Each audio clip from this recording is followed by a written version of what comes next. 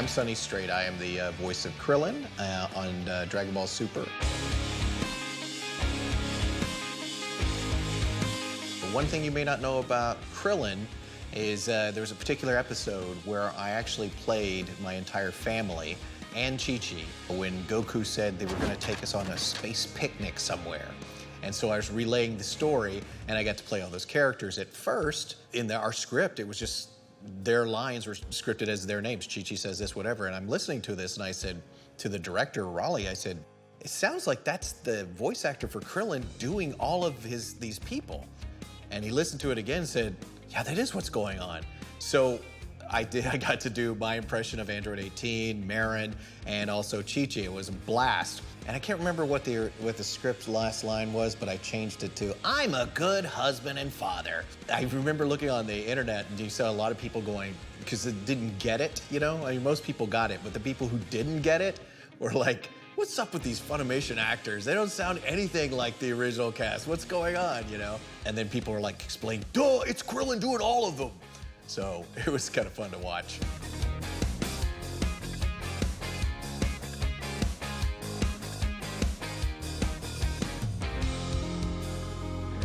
Super has a lot of comedy elements to it, probably even more than the original series, and that's what I love about doing it, because some of my favorite things were just recently Goku and Krillin on this hunt to find all this magical weed or something for Master Roshi. But one of my absolute favorite one was when he asked Goku to punch him as hard as he can punch him.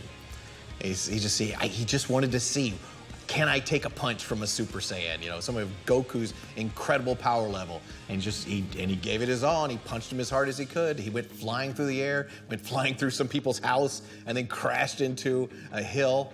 And, you know, he had some bruises, but he's all right. You know, he could take a punch.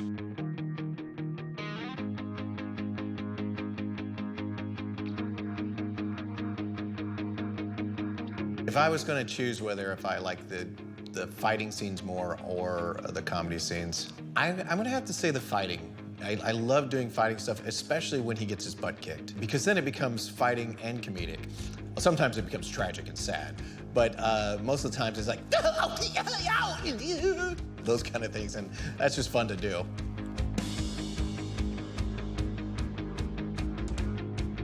What I think what Krillin represents is the audience. He's sort of a vehicle for the audience to be there and see it and kind of react as if they would have if they were there too, because they'd probably be scared as he is. But he's also, if you listen to a lot of his lines, especially in the earlier shows, I mean, he is describing everything that's going on, just in case you missed it. Oh, look at that. Oh, he's going up another power level. Oh my God, the sky is green here for some reason. You know, things like that. I really believe that he's more than a comic relief. He is a place for the audience to enter into the show.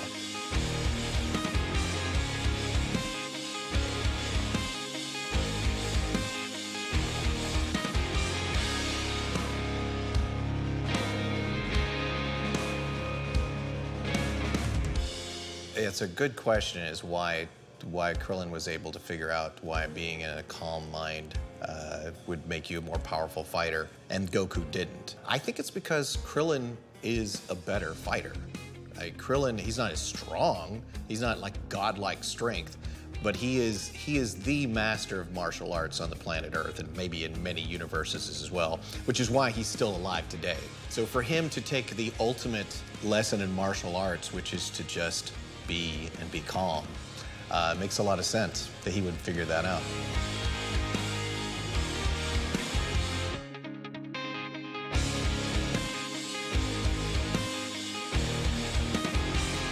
I definitely want to see Krillin fight some more. I want to see how his lessons that he's learned applies now. But I always said that Krillin should just give up trying to fight with these guys anyway. Well, he became a cop. Before he became a cop, I was saying he should just become a superhero. If he was just wandering around in a superhero costume in some town, he would own that town.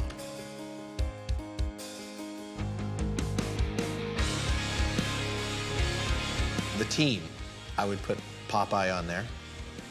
I would put Underdog on there. And I would put Krillin on there because I'd want to fight alongside Popeye and Underdog. Maybe I would call in Superman, you know, just for kicks, and Elongated Man too, because he's really weird and stretchy. It'd be fun to watch.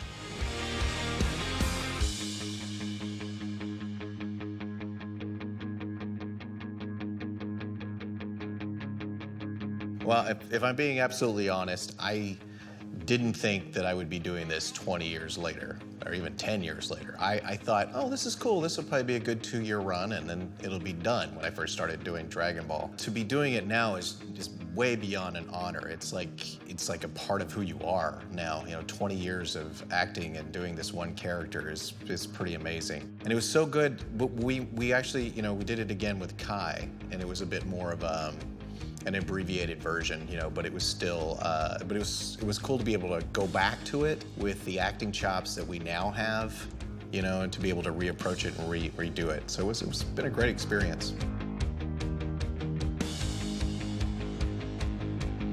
Super is so good because Akira Toriyama is back involved with it, and Akira Toriyama brought the magic.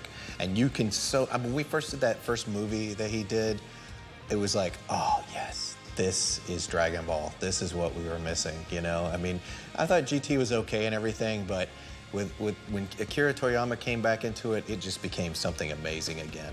And that's what it is now, and it'll continue to be as long as he's there.